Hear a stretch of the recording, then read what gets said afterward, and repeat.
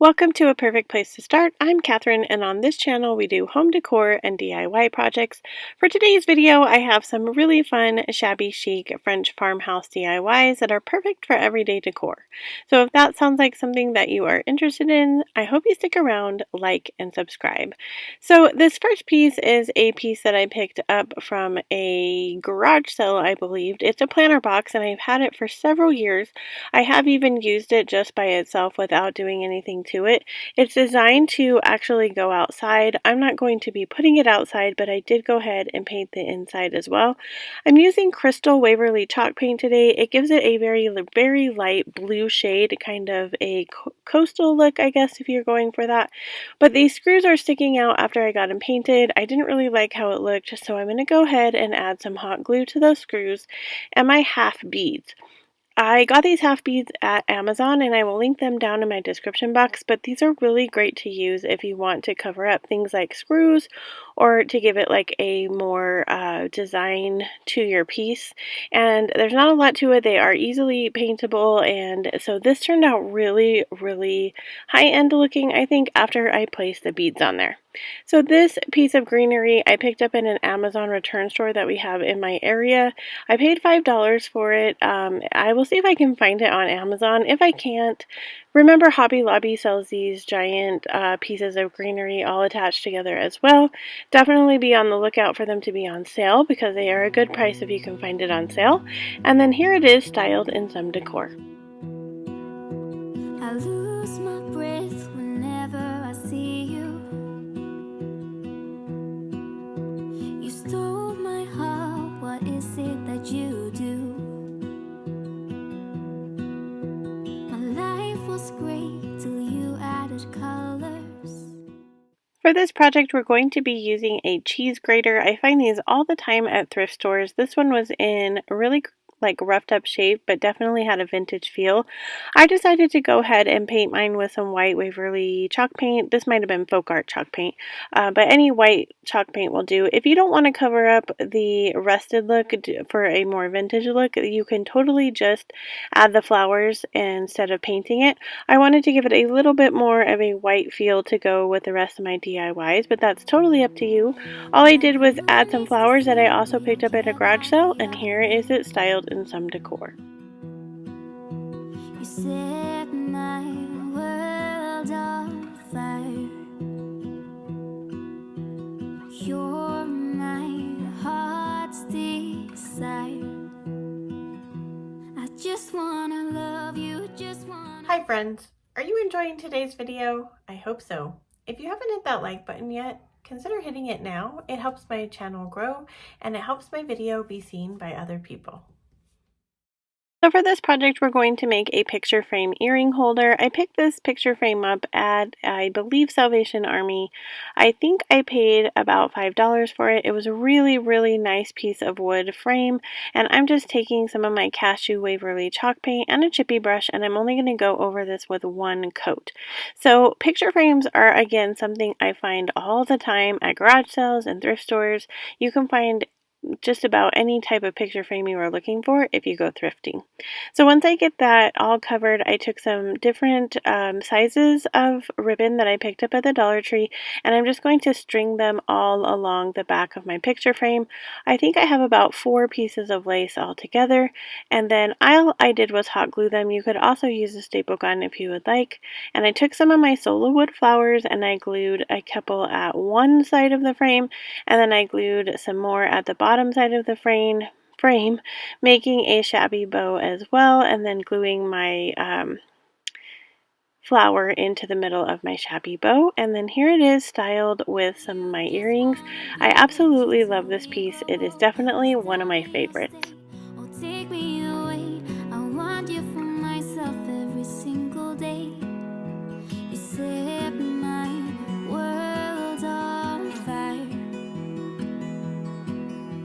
You set my For this project, we're going to be creating a basket planter, and baskets are definitely something I find all the time at thrift stores and garage sales. I buy them only there because they are so much cheaper than picking them up at an actual store.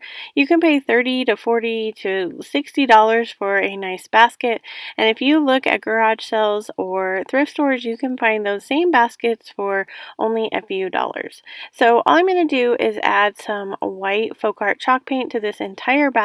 I added some greenery to it, and then I'd already created this chunky bow for a different project, so I'm going to be tying it to the strap of my basket. I'm just going to take some white like grosgrain ribbon, and I just picked a desired amount, cut it off. I'm going to glue it here to the back of the bow. Once I have it glued to the back of the bow, I'm going to tie it onto the handle of the basket, and then here it is styled in some decor.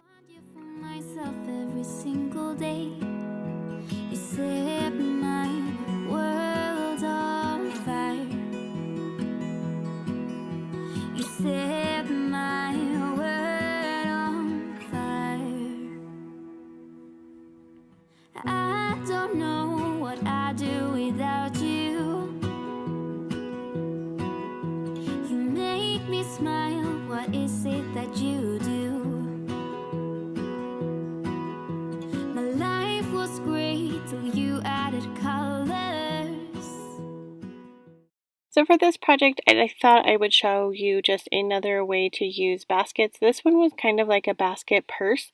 I took some yellow spray paint. It was like a Rust-Oleum with primer already in it. And then I took some white Waverly chalk paint and I dry brushed over the entire basket where I had spray painted it. Then I added some floral foam, some florals from the Dollar Tree, and all of my florals in this arrangement came from the Dollar Tree. I think they're absolutely stunning, and this is definitely one of my favorite arrangements for summer. The lemons also came from the Dollar Tree, and all I did was take a stem that I had left over in my florals, glued it to the bottom of my lemon, and then made that a pick to go into my floral arrangement. And then here it is styled in some decor. We don't care about the others. You set my world on fire. You're my heart's desire. I just wanna love you, just wanna hold you. Did you know I'm on social media? You can find me on Pinterest, Instagram, Facebook, TikTok, and of course, YouTube. If you haven't subscribed to my channel, make sure you go down and do that now. For this project, I'm taking a metal tin that I got from a garage sale, and I'm going to be placing a transfer on here in the middle. I did go ahead and decide to use some white folk art chalk paint to paint it so that it wasn't quite as shiny, and since I'm using a transfer, I wanted to have it have something to hold on to. Now this tin was like 50 cents. It did still have the label on it, and it was from Hobby Lobby in the spring, so you could probably find it there now. I finally picked up one of these IOD transfer sheets. This is pretty amazing. I see them all the time on our Green Acres. Teresa uses them and she makes absolutely beautiful projects with them, and I finally decided to get some. I don't have a store in my area, so I had to order online, and the ladies were absolutely wonderful that I worked with. I will link their website down in my description box, but they called me because something I ordered was out of stock, and I thought that was pretty amazing that they actually gave me a phone call to give me some choices on what to do since what I ordered had sold out. So as you can tell, it's super sticky, and I got really worried because some of it wasn't coming back up, and so I just committed to where it was. They send you this really cool like plastic scraper, and then you just go ahead and scrape it on there. I've never had much luck with transfers, and so I was a little bit worried, but these are very high quality and really easy to use, and I can't believe the beauty of just like the rub-on transfers. The ones I got were 4 sheets, and they were 4 continuous sheets, like you could do a really big project or a couple really big projects. I went ahead and cut this out just to add it here. I did also pick up some of the Iron Orchid stamps and stamp pad, so be on the lookout for those projects. I'm super excited to get to use them. So I went ahead and took some Mod Podge and just went over this just to make sure it was there and it like stuck down. And then here it is, styled in some decor.